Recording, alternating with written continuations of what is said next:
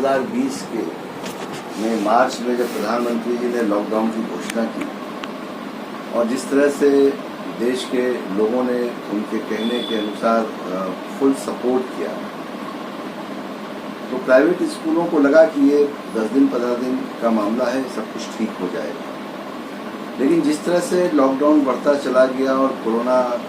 अपने चरम सीमा पे बढ़ता चला गया, तो 2-3 महीने के बाद ये महसूस हुआ कि प्राइवेट स्कूल अब बहुत दिन तक नहीं चल सकता है,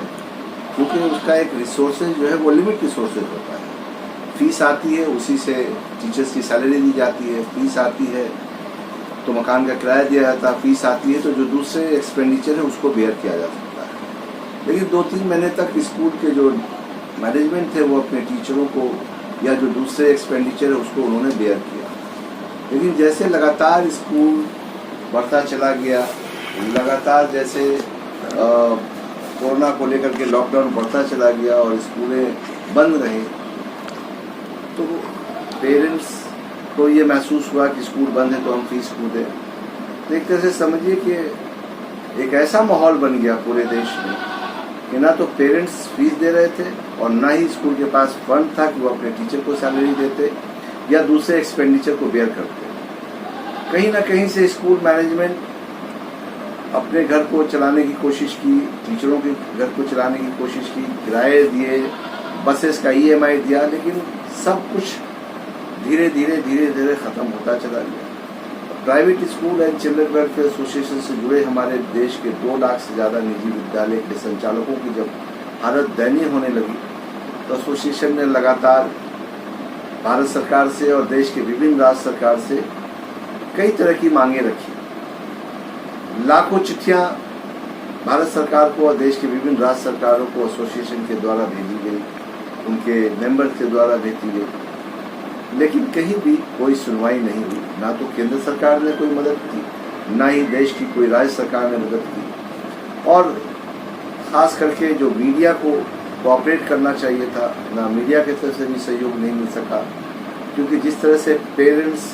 जिस तरह से सोशल मीडिया, जिस तरह से पॉलिटिशियन, जिस तरह से एक्टिविस्ट, ये सारे लोग प्राइवेट स्कूलों के खिलाफ आवाज़ निकालने लगे, तो ऐसा महसूस होने लगा हम लोगों को इस देश के अंदर में हम लोग शिक्षा देते हैं, उसके बावजूद भी हमारा कोई वैल्यू नहीं है। आप सभी जानते हैं कि इस देश में 2 तरह का एजुकेशन सिस्टम है, एक गवर्नमेंट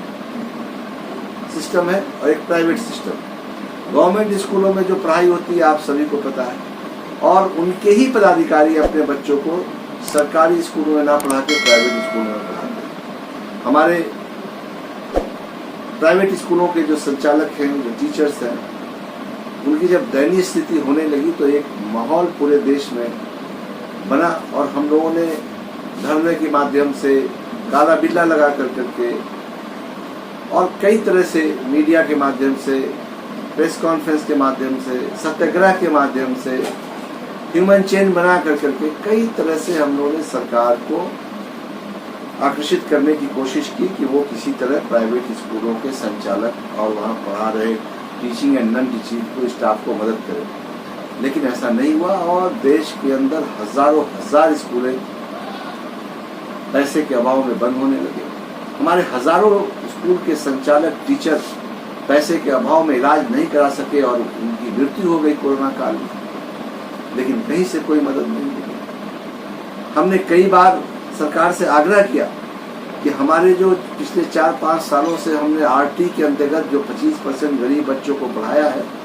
जिनके यहाँ करोड़ों करोड़ रुपए सरकार के ऊपर बाकी है, कम से कम वो भी अगर निर्गत कर देते तो उन पैसे से हम अपने टीचरों की जान बचा सकते थे। लेकिन कहीं से कोई सुनवाई नहीं, कहीं से कोई मदद नहीं। छोटे छोटे विद्यालय जो बंद हो गए थे, उनके जो टीचरें थे खाने को नहीं थे, तो हम लोगों ने उस इलाके के बड़े स्कूलों को संपर्क किया और उनसे कहा कि उन छोटे विद्यालयों में जाके अनाज पहुंचाए, जो भी ज़रूरतें चीज़ है खाने पीने की पहुंचाए। तो एक कोशिश रही, एक मुहिम रही कि हम लोगों के बीच में जाए, मदद कर सके, चाहे वो खाने पीने का मदद हो, चाहे वो दवा दारू की मदद हो। लेकिन सरकार की तरफ से कोई मदद नहीं। हमने कई घोषणाएं की कि अगर सरकार अगर मदद नहीं करती है तो कम से कम हमने जो उनसे मांग रखी थी ये तो कम से कम सरकार बिजली का बिल न ले, क्योंकि स्कूल हमारे बंद हैं, हमारे बसेस बंद है, चल नहीं रहे तो बस का टैक्सेस नहीं ले, रोड टैक्स नहीं ले, EMI नहीं ले, इंश्योरेंस नहीं ले, हाउस रेंट नहीं ले। लेकिन सरकार ने कुछ नहीं किया। यहाँ तक के बिजली का बिल नहीं जमा होने पे हमारे स्कूलों की बिजली बिल काट दी गई। हमारे ऊपर टैक्स जो है गाड़ियों का हमने नहीं जमा किया, उस पर 200-300% जो उनका टैक्स जो फाइन है वो देने लग गए। मकान का हमने जो टैक्स नहीं जमा किया तो उनका जो टैक्स का जो फाइन होता है वो भरे। यानी प्राइवेट स्कूल के लोग पूरे देश को शिक्षित करने में लगे हुए थे, लेकिन इस कोरोना काल में जब वो परेशानी में आए तो ना तो केंद्र सरकार में मदद करने के लिए आगे आई, ना तो राज्य सरकार मदद करने के आई। और सबसे अफसोस इस बात का है कि हम जिनके बच्चों को पढ़ा करके IAS IPS बनाते हैं, हम जिनके बच्चों को पढ़ा के डॉक्टर इंजीनियर बनाते हैं, हम जिनके बच्चों को पढ़ा करके प्रोफेसर और टीचर और एडवोकेट बनाते हैं, हम जिनके बच्चों को पढ़ा करके बड़े बड़े इंडस्ट्रिस्ट और एक अच्छा देश का नागरिक बनाते हैं, वो भी पेरेंट्स